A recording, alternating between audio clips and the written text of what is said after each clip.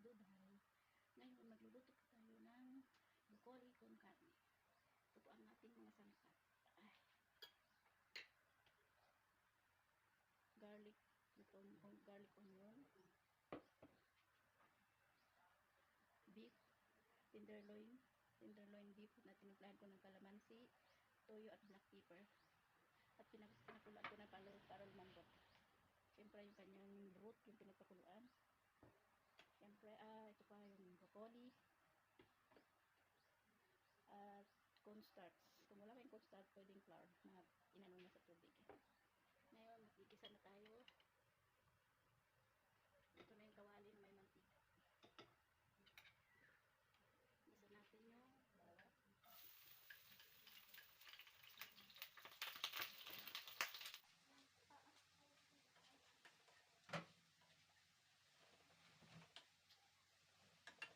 Lagay natin ang onion.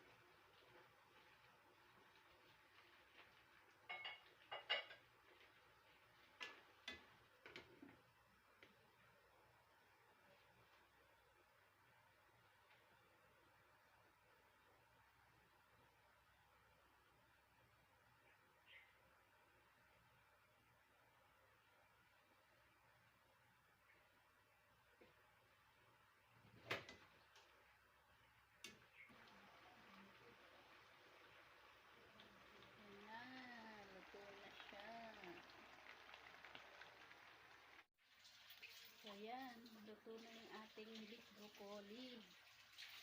Ayan na. Atin na ngayon ilalagay sa lalagyan.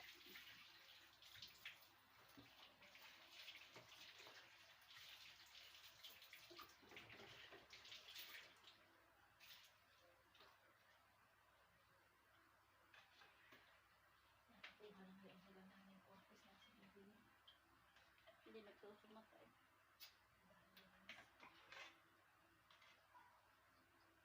Diri na, hindi nagtitik sa akin.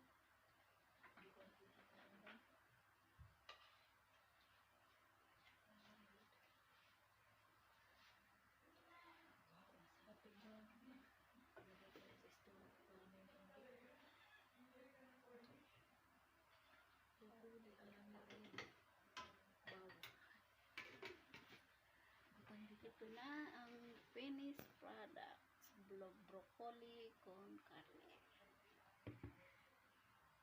Subscribe kayo. Salamat mga madami.